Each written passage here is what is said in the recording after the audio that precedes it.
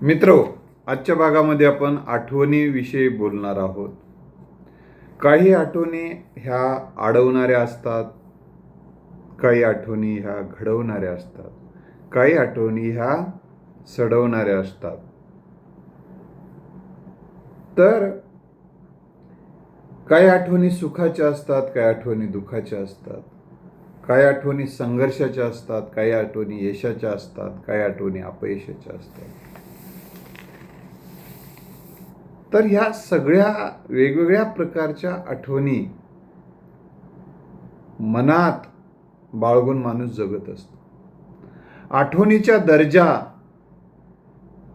कसा आहे त्यावरून आयुष्याची दिशा बऱ्याच प्रमाणात निश्चित व्हायला मदत होत असते. म्हणून आजच्या भागामध्ये आपण दुःखद आठवणी, सडवणाऱ्या आठवणी यांना बाजूला करून घडवणाऱ्या आठवणी,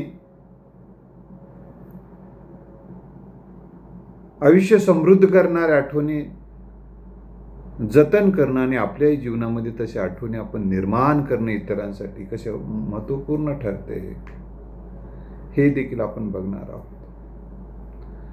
मित्र, आठवणी हे जसे विष असते, आठवणी तसंच औषध असते. तुम्ही जर नकारात्मक आठवणीमध्ये अडवून बसलात तर तुमचं आयुष्य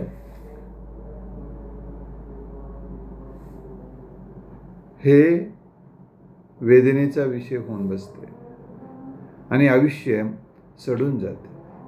म्हणून ह्या प्रतिकूल परिस्थितीतल्या आठवणी प्रत्येकाच्या जीवनात कमी अधिक प्रमाणात आलेल्या असतात. ज्यांनी आठवणींना दिशा दिली, ज्यांनी आठवणीवर, दुःखद आठवणीवर, नकारात्मक आठवणीवर मात करून सकारात्मक आठवणी निर्माण केल्या, सकारात्मक इतिहास त्यांचा घडला.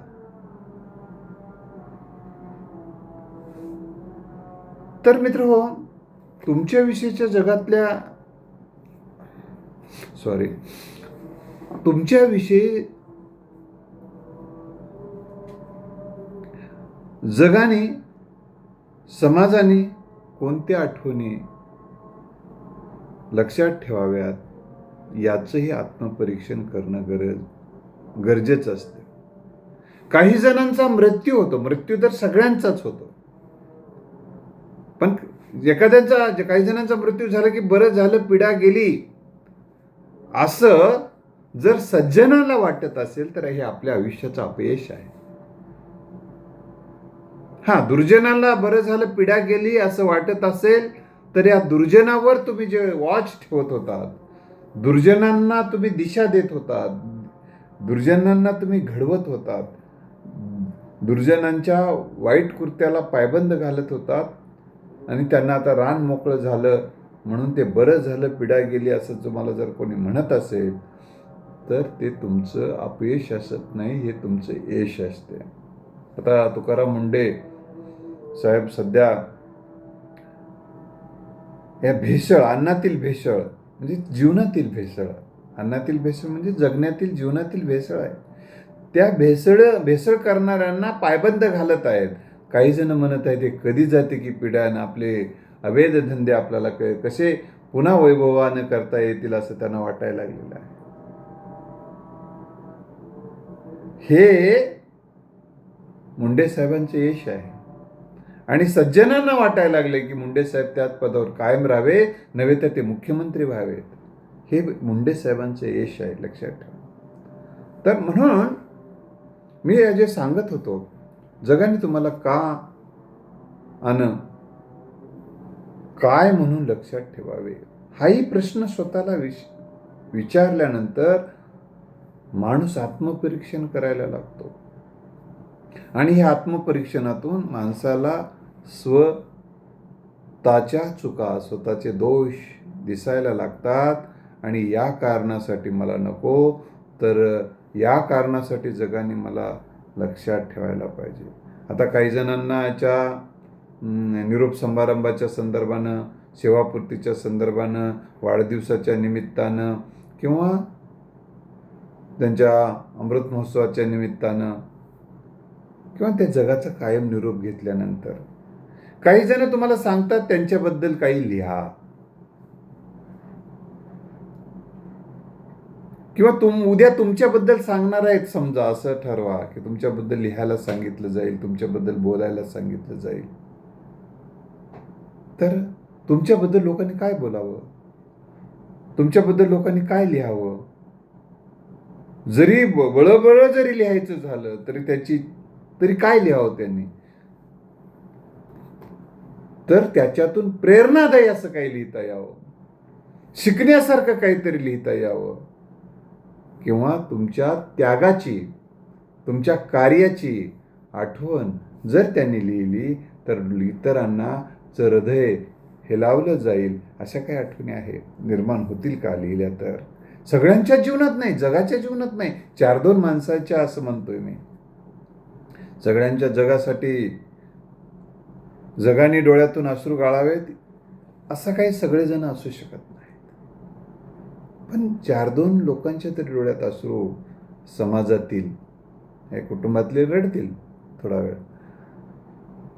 तर अशा काही आठवणी आहेत का? पण काही अशा आठवणी आहेत का आठवणी मागून आठवण येते, डोळ्यातून पाणी जोरात वाहते, काय काय सांगू आणि किती किती सांगू असं वाटून जाते. अशा भावना तुमच्याबद्दल निर्माण होतात का? हे तुमचं यश आहे. लीळाचरित्र ग्रंथाची निर्मिती चक्रधर स्वामींनी या जगातलं अवतार कार्य संपवलं तेव्हा त्यांच्या शिष्यांनी ज्या काही आठवणी सांगितल्या त्यातून लीळाचरित्र हा ग्रंथ लिहिला गेला, तो जगासमोर आला. ते लीळाचरित्र समोर आणण्याचं अतिशय कष्टाचं काम माहीम भट्टांनी केलेलं आहे. व्यक्तिविषयीची आठवण तुम्हाला मी या निमित्ताने एक सांगेल की माहीम भट्टाविषयीची आठवण ती आपल्यालाही घडवणारी आठवण आहे म्हणून सांगतो. आपला विषय आहे घडवणाऱ्या सडवणाऱ्या आठवणी, अडवणाऱ्या आठवणी, घडवणाऱ्या आठवणी. या आठवणीच्या अनुषंगाने हे घडवणारीच आठवण आहे. मग लीळाचरित्रची निर्मिती करण्याचं ठरलं, पण आठवणी जमा करणं गरजेचं होतं. शिष्य वेगवेगळ्या गावात होते, त्यांना जाऊन भेटणं, त्यांना वेगवेगळे कामं असतात, त्यांचा वेळ घेणं, त्यांच्या वेळेनुसार त्या आठवणी जमा करणं, त्यांच्या मूडनुसार आठवणी जमा करणं हे कठीण काम होतं. माहीम भट्टांनी हे व्रत स्वीकारलं आणि त्यांनी असं लोकांना वाटू नये, कोणाकडे खात बसते, कोणाकडे हे होते, त्या जीवनाचा तो एक भाग असू शकतो त्यांच्या. म्हणून ते कोणाच्या घरी काही खायचे नाही. कारण काय असू दे, विषय फक्त महत्वाचा आहे. त्यांनी तर व्रत घेतलं, मी काही नाही खाता ना कोणाचं, मी हे निष्पृहपणे काम करतो. एका शिष्यांच्या घरी ते गेले, त्यांनी म्हणले तुम्ही आमच्याकडे जेवलं तरच मी तुला आठवण सांगतो, तुम्हाला आठवण सांगतो. त्यांनी म्हणून ते जेवले, आठवण घेतली, लिहून ओकून टाकली, खाल्लेलं टाकून दिले, त्याचं निघून गेले. एक आठवण अशी आहे की एकाने सांगितलं मी सांगतो आठवण, पण मला काम आहे, गडबड आहे. कदाचित दुसऱ्याचे बैल आणले असतील, दुसऱ्याचा आवत आणलेला असेल, नांगरणं महत्वाचं असेल, किंवा उद्या कुठंतरी जायचं असेल, अनेक कारणं असू शकतात. त्यांनी म्हणले पण तुम्हाला आठवण सांगतो चक्रधर स्वामींची, पण माझ्यासोबत या. शेताकडे गेले, ते नांगरत होते, तो शेतकरी नांगरत होता आणि सांगत होता. माहीम भट्टांनी त्या आठवणी लिहून घेतल्या. मित्र, मला माहीम भट्टांची आठवण सहजच आली. अशा आठवणी तुमच्या त्यागाच्या, तुमच्या कार्याच्या, तुमच्या ऐतिहासिक कार्याच्या आठवणी अशा मनात राहतात. ह्या वाचलेल्या आठवणी आहेत. तर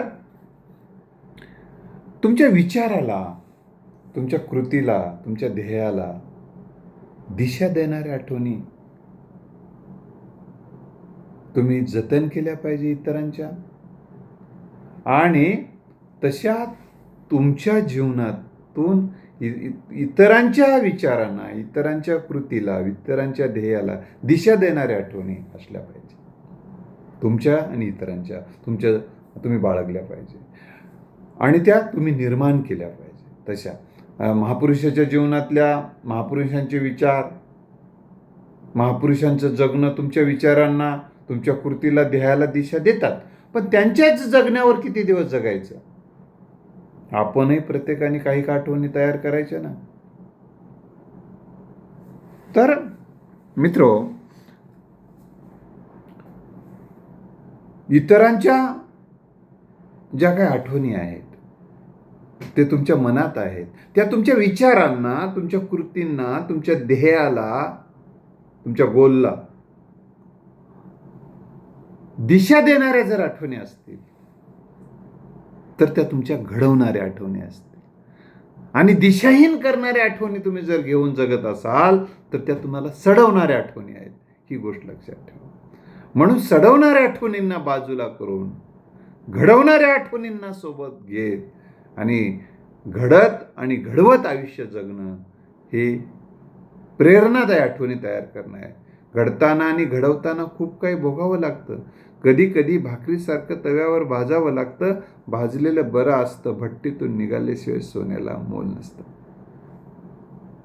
म्हणून आता काही आठवणीच्या उदाहरणानं मी तुम्हाला सांगणार आहे.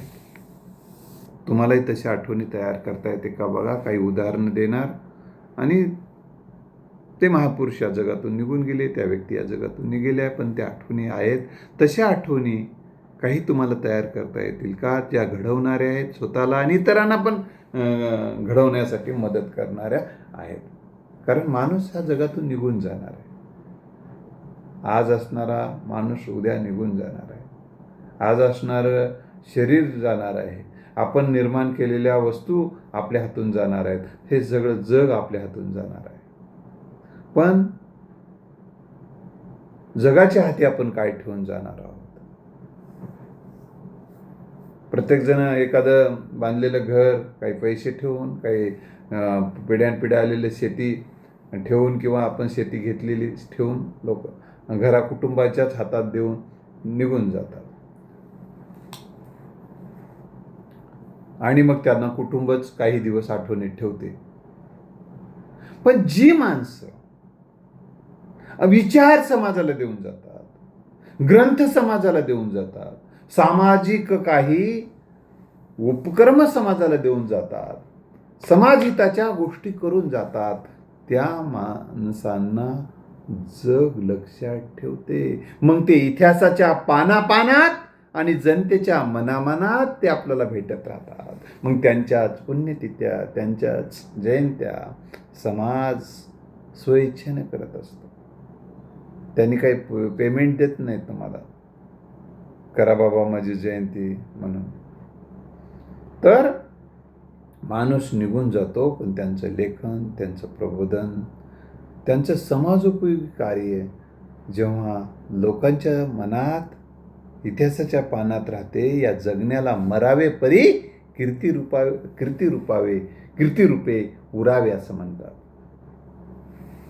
तर आता छत्रपती शिवाजी महाराजांची आठवण आपल्याला कोणती प्रेरणा देते? या सगळ्याच आठवणी काही सांगणं शक्य नाही एकाच व्हिडिओमध्ये, पण एक आठवण तुम्ही जर मनात कायम ठेवली तर तुम्हाला खूप मदत होते. त्यांनी घेतलेली स्वराज्य निर्मितीची शपथ, त्यांनी स्वराज्य निर्मितीचा केलेला संकल्प, केलेला दृढ निश्चय, ही इतिहासातील घटना, ही इतिहासातील आठवण तुमच्या मनात जर तुम्ही रोज कोरून ठेवली, ती वाचली, त्याच्यावर चिंतन मनन केलं, तर आपल्याला देखील प्रेरणा मिळते की आपण अशी कोणती तरी एखादी शपथ घेऊ की शेवटच्या श्वासापर्यंत मी हे काम करेल, मी हे लेखन करेल, मी हे प्रबोधन करेल किंवा हे विधायक कार्य करेल, अशी प्रेरणा मिळते. ही आठवण माणसाला घडवणारी आठवण आहे. ही गोष्ट लक्षात ठेवा. लेखनाचा विषय निघाला म्हणून एक आठवण माझ्या मनात आली. आब्बा काही जण म्हणतात लिखाणाला कंटाळा करतात. कर्म बुडती हे जन न देखेवे डोळा म्हणून कळवळा येतो असे. ही भावना आणि भूमिका घेऊन जी माणसं लेखन करतात, जी माणसं प्रबोधन करतात, ती माणसं कशा प्रतिकूल परिस्थितीत ते लेखन करतात हे मी उदाहरण सांगणार आहे. अशा अनेकांची उदाहरणं आहेत. स्वतःची झोप, साखर झोपेत असतानाही माणसं, दुसरी जग साखर झोपेत असताना लिहित बसतात. अनेक जण प्रबोधनाचे काम करतात, सामाजिक कार्यासाठी स्वतः घराबाहेर निघतात. स्वतःचं दुःख बाजूला ठेवून कसं जगावं हे महापुरुष शिकवतात. मी लेखनाची आठवण निघाली, महात्मा फुलेंची आठवण मी सांगणार होतो, ती आता मी सांगतो. महात्मा फुलेंचं अखंड आयुष्य समाजसेवेसाठी गेले. अनेक आघात सहन करत, त्यांच्या खूप आठवणी आहेत. त्यांची आघात सहन करत समाजाला हिताचं ते देत जगले. मग ते त्यांनी अनेक ग्रंथ लिहिले, अनेक लेख लिहिले, अनेक भाषणं केली. लेखनाचा विषय सांगतो की त्यांनी जेव्हा त्यांचा उजवा हात अर्धांगवायूनं पॅरालिसिसनं कामातून गेला होता, पण त्यांनी डाव्या हातानं सार्वजनिक सत्यधर्म हा ग्रंथ लिहून आपल्यासाठी उपलब्ध करून ठेवलेला आहे. म्हणजे ही आठवण घडवणारी आठवण आहे की ज्यांना असं वाटते की माझ्या वैयक्तिक अडचणीमुळे, माझ्या वैयक्तिक दुःखामुळे मी हे सामाजिक कार्य करू शकत नाही असं वाटत असेल, त्यांनीही किंवा काही भीतीपोटी महाराजांचं आयुष्य, छत्रपती शिवाजी महाराजांचं आयुष्य तर भीतीवर मात करणं म्हणजेच शिवाजी महाराज. संकटाच्या छातीवर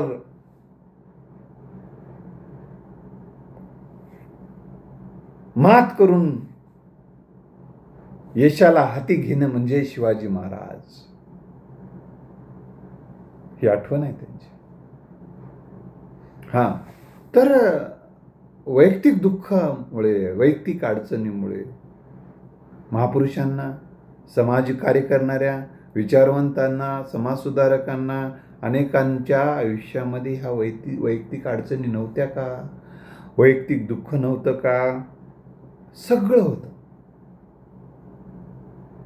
तरी पण त्यांनी ते बाजूला सारून सामाजिक कार्य केलेलं आहे. अशा काही आठवणी या आठवणी आपल्याला घडवण्यासाठी, आयुष्य घडवण्यासाठी प्रेरणा देतात. म्हणून मी ते काही आठवणी सांगणार आहे.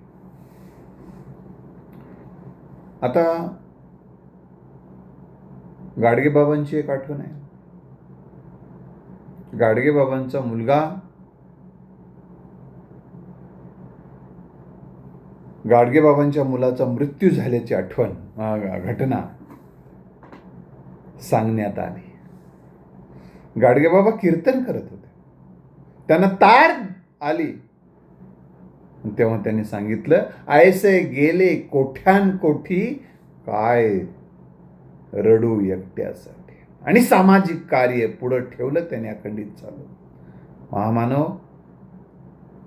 बाबासाहेब आंबेडकर यांनी देखील स्वतःचा लाडका मुलगा राजरत्न, हे रत्न जगाला सोडून गेले. बाबासाहेबांना अतिव दुःख झालं, तरी ते दुःख बाजूला सारून आयुष्यभर समाजकार्यात ते राहिले. स्वतःचं दुःख जर कुरवाळत बसले असते घरात, तर मी आज बाबासाहेबांचं नाव घेतलो असतो की नाही मला सांगता येत नाही. तर मित्र, स्वतःच्या दुःखानं कुरवळत बसणारी माणसं या जगात स्वतःचं आयुष्य सडवत बसतात. स्वतःच्या दुःखातून बाहेर येऊन समाजाचं दुःख दूर करण्यासाठी जे माणसं आयुष्यभर काम करतात ती जगाच्या लक्षात राहतात. त्यांच्याच आठवणी इतरांना घडवतात आणि त्या आठवणी घडवणाऱ्या असतात.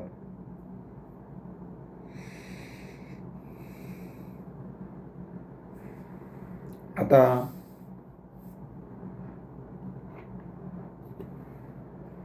स्वतःचं दुःख सारून बाबासाहेबांची आठवण सांगितली मी तुम्हाला. काही आठवणी असतात अपमानाच्या असतात. काही माणसं अपमान होईल या भीतीनं काहीच करत नाहीत. काही माणसं अपमान झाला तरी ते काम थांबवत नाहीत. महात्मा फुल्यांचा अपमान झाला. अनेकांचा अपमान होतो जीवन जगत असताना. विरोध होतो. काही जणांचं म्हणणं आहे की अडचणी असतील, विरोध असतील, कशाला करायचं बाबा ते. अरे बाबांनो, काही माणसं अज्ञानाने विरोध करतात. काही माणसं अहंकारामुळे विरोध करतात. काही माणसं स्वार्थ डावलला जाईल म्हणून विरोध करतात. काही माणसं त्याग करायची माझी अजिबात तयारी नाही, मी स्वार्थाच्या चिखलात गुंतून बसलेलो आहे, माझी थोडी देखील त्याग करण्याची तयारी नाही म्हणून विरोध करतात. सामाजिक कार्याला विरोध करतात. इतरांना मदत करायला विरोध करतात. पण काही माणसं काही अशा चांगल्या गोष्टीला विरोध करणारी माणसं एखाद्या किड्या मुंग्यासारखी येतात, मरतात, जातात नाही. याचा कुठं काही ठाव ठिकाणा लागत नाही. पण काही माणसं हे सगळं विष बाजूला ठेवून इतरांसाठी जगतात. ती माणसं लक्षात राहतात. काही अडचणी खूप असतात. काही जणांना गरिबीची अडचण असते. गरीब अनेक जण होते. APJ अब्दुल कलामांना वृत्तपत्र विकावं लागलं. वृत्तपत्र विकण्यापासून ते थेट राष्ट्रपती भवनापर्यंतचा त्यांचा प्रवास प्रेरणादायी असा आहे. त्यांची ही आठवण प्रेरणादायी आहे.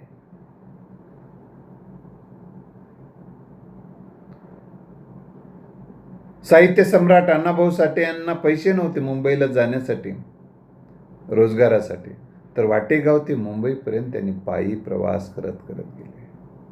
तर हा माणूस शिकता आलं नाही या माणसाला. काही जणाला आपल्याला शिकता आलं नाही म्हणून आपण काही लिहिता येत नाही का, प्रबोधन करता येत नाही का? करता येते. हे अण्णाभाऊ साठे यांनी दाखवलं. त्यांच्या व्यक्तिमत्वाची ती उंची आहे.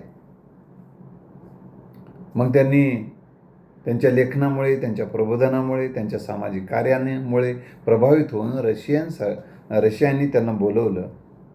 आणि मग त्यांनी जे पायी चालावं लागलं, त्या माणसांचा प्रवास हा मॉस्कोपर्यंत विमानाने झाला. त्यांना पंतप्रधानांना दखल घ्यावी लागली त्यांच्या कार्याची. अनेक गोष्टी आहेत त्या अजून. तर मित्र, ह्या ज्या सगळ्या आठवणी आहेत त्या आठवणी घडवणाऱ्या आठवणी आहेत. आपल्या जीवनामधल्या काही घडवणाऱ्या आठवणी. ह्या शिवाजी महाराजांनी शपथ घेतली, मग आपण कोणती शपथ घेऊन आपलं आयुष्य घडवणार आहोत बघायचं. महाराजांनी भीतीवर मात करून इतिहास घडवला. आपल्याला काही भीतीवर मात करून काही इतिहास घडवता येते काय बघायचं आहे. आपल्या जीवनात काही कठीण प्रसंग आहेत, कठीण परिस्थिती आहे. त्या कठीण प्रतिकूल परिस्थितीला अनुकूल करण्यामध्येच पुरुषार्थ असतो. तोच इतिहासाचा विषय असतो. अशी काही प्रतिकूल परिस्थितीवर मात करण्यासाठी आपल्या क्षमता, आपलं कौशल्य, आपलं शहाणपण विकसित करता येते का, या संदर्भात त्या काही आठवणी तयार करता येत का? स्वतःसाठी जगता इतरांसाठी जगत गेलो तर काही आठवणी तयार होऊ शकतात. ह्या आठवणी करता येतील का? अशा या आठवणी बद्दल मी आज सांगितलेलं आहे. तुमच्या काही या संदर्भाने काही आठवणी असतील तर पाठवा. त्यांचाही उल्लेख मी पुढच्या व्हिडिओत करणार आहे. माझ्याही काही आठवणी मी पुढच्या व्हिडिओमध्ये या अनुषंगाने सांगणार आहे. धन्यवाद.